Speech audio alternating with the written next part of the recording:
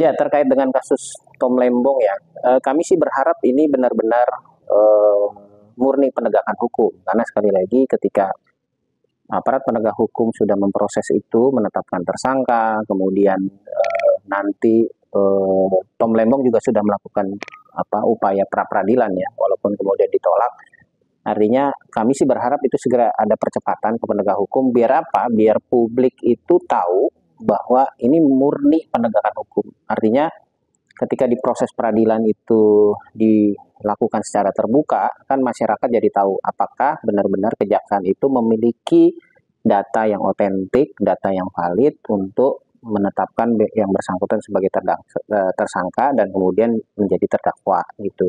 Nah, tapi yang menurut saya tidak kalah penting adalah juga harus menelusuri menteri-menteri perdagangan yang lain gitu yang melakukan impor. Jadi jangan seolah-olah tebang pilih, jangan seolah-olah menempatkan bahwa ada dimensi politik gitu kan. Kita tidak bisa pungkiri bahwa persepsi publik itu menganggap kasus ini ada dimensi politik karena dalam proses pemilu atau pilpres kemarin kan ada sedikit dinamika ya antara Pak Lembong dengan cawapres pada saat itu yang sekarang menjadi wapres Pak Gibran ya, saling kritik gitu. Jadi menurut saya ini harus dibuktikan oleh penegak hukum khususnya yang menangani kejaksaan itu juga memproses menteri-menteri yang lain.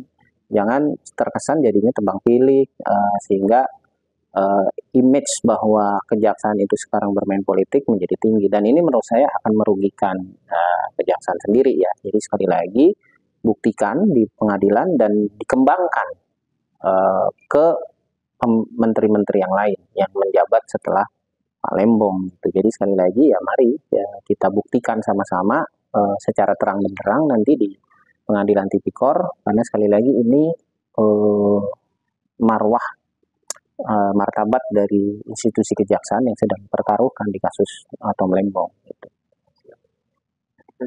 Ya, pertama memang terkait dengan kabinetnya Pak Prabowo gemuk itu adalah sepertinya Pak Prabowo itu ingin berbagi ya.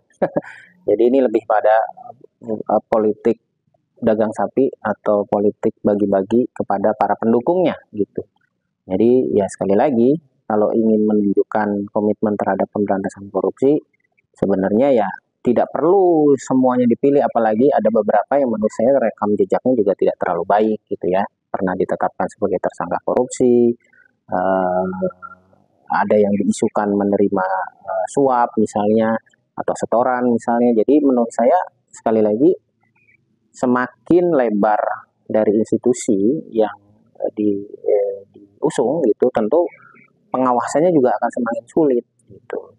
Apalagi dengan dinamika sekarang gitu ya, belum apa-apa kan ada yang tidak patuh terhadap pelaporan LHKPN gitu ya, belum apa-apa sudah ada yang konflik kepentingan gitu di daerah mendukung anaknya untuk menjadi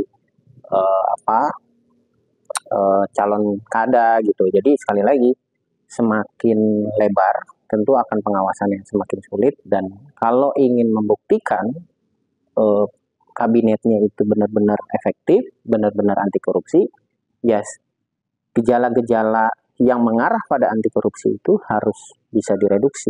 Ya segera saja, misalnya pasti Pak Prabowo itu sudah punya catatan ya, menteri-menterinya beberapa puluh hari ini menjabat, mana yang kira-kira sudah kelihatan tidak anti korupsi, ya jangan sungkan-sungkan untuk direshuffle, ganti dengan orang-orang yang benar-benar berintegritas gitu.